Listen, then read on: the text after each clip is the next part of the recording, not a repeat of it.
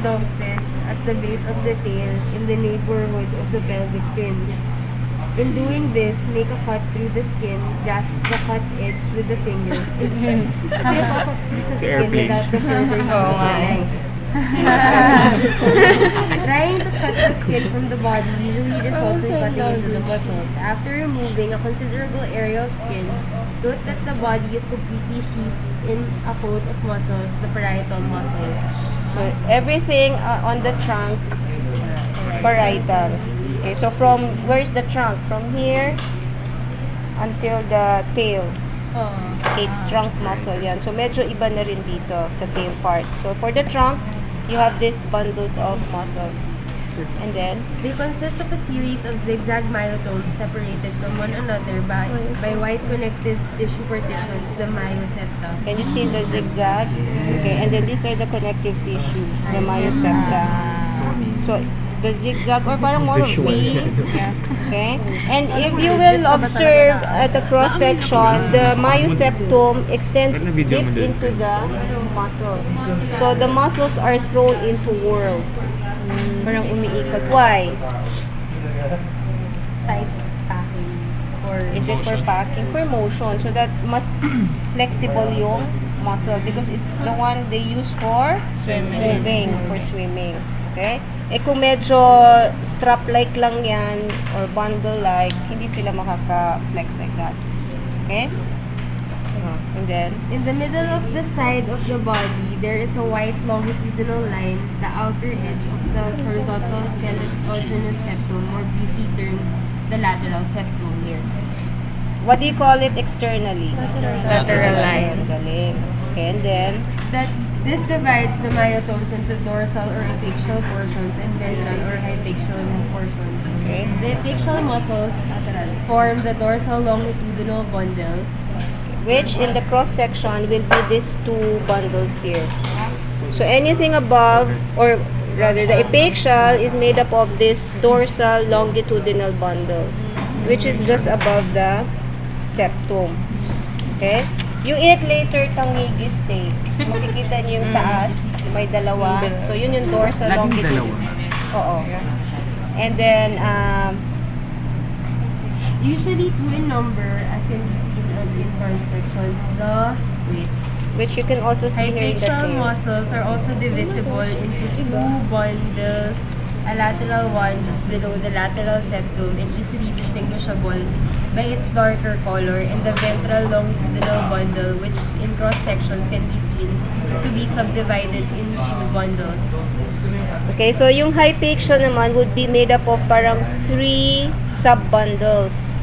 So yung right below the lateral septum, you call it the lateral longitudinal bundle.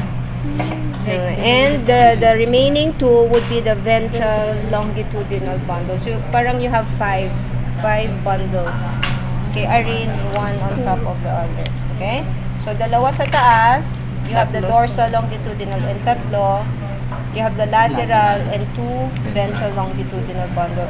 So there are times na ang nakapin yung ventral longitudinal bundle. So this is part of what trunk muscle or parietal muscle, hypaxial. Okay? So kung ang nakapin is be specific, ang tanong, dorsal longitudinal bundle. Okay? Of the apical mass. Oo. Yun yung nakakalito. And then, The mid-ventral line, note a white partition, the linea alba, which separates the myotomes of the two sides of the body. Muscles do not cross the mid-dorsal or mid-ventral lines and hence are always paired, even when appearing single. okay, so pagdating dito, supposedly, andyan pa yung linea alba here.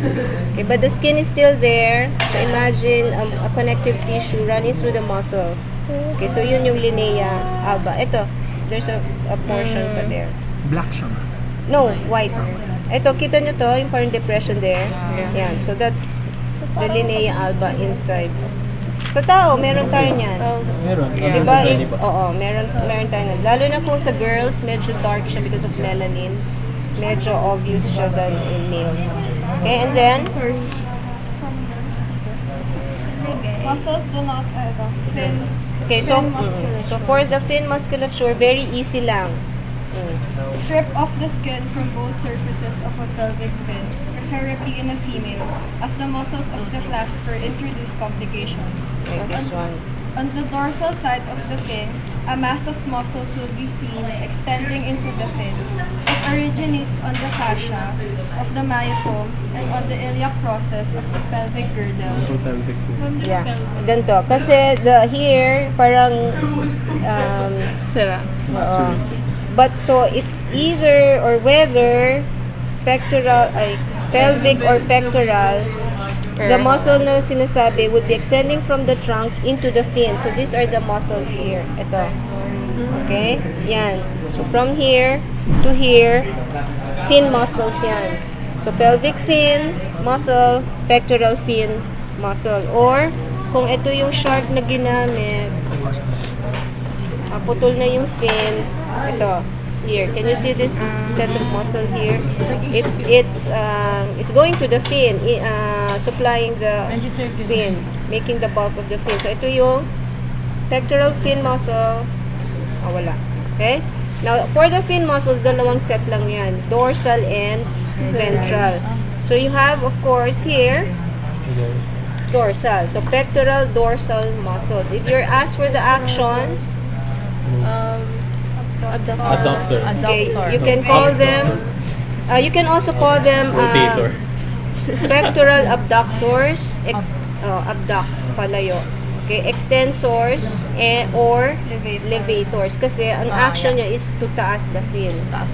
Okay, yeah. Tapos sa ventral naman, whether it's pectoral or pelvic again, kasi hindi na strip off here. Ano naman, opposite. Adductor, depressors, or flexors.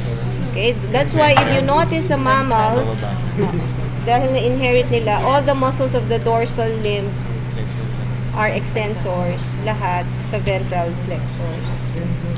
Okay? So, pectoral fin muscle, dorsal, or extensors, abductors, levator. Okay? So, depende kung ang naka-point naman is a good specimen in a pelvic fin, edi ito yun. Maganda na yan. Okay? Saan? Ito. Dorsal yan. Yan yung dorsal? Dorsal to. Kasi yun yung Kasi nasa dorsal siya, nasa ibabaw. Okay? Kapag dyan. Pagka nasa ilalim, ventral. Flexors, dorsal extensors. Ganun lang, madali lang yan. Okay? Now, if you will trace now the trunk muscles, they will now move forward into the gill and head region. So here it will taper at some point, and the epiaxial muscles above the gills will be called epibranchial muscles. Okay? And then anything hypaxial at the gill region are hypobranchial muscles. Branchial? May N, ma'am? May N? Wala. Meron. Branchial? Branchial. Branchial. Okay, may N. Okay, so pangit na to. N. So, that's it. For the trunk. So, ito na yung epibranchial. Kasi epiaxial siya, pero it's in the gill region. Okay, tapos ito na yung hypobranchial. Kasi gill region, but extension of the hypaxial muscles. Okay? So, let's go now to the gill musculature. Madali lang yan. Strictor series. The musculature covering the gill region from the pectoral fin to the eye and mouth is termed the superficial constrictor musculature and consists of 6 dorsal constrictors above and 6 ventral constrictors below the external gill surface. Okay, so lahat na nasa taas, dorsal constrictors. Kasi dorsal eh. Ma'am, Hindi ito. Ito na. Yung epibranchial, ito lang. Ito, iba na yan. Gill muscles na to. Constrictors na to. So, above are dorsal constrictors. Below are ventral constrictors. Ano yung hypobranchial dyan? Ito, yung nasa ilalim. Ayun, sa ilalim ba? Nasa loob pa siya. Iba ba? So, sorry, at tinuro ko kasi to, disregard this one, kasi ito yung ventral constrictors. So, ito ma'am, ito. Hypobranchial sa ilalim. Oo, sa loob. Saan ba yung maganda? Ito, here. Ayan. This is one, hypobranchial to, which extends under. There. Tapos ventral constrictor. Wait, I will web it.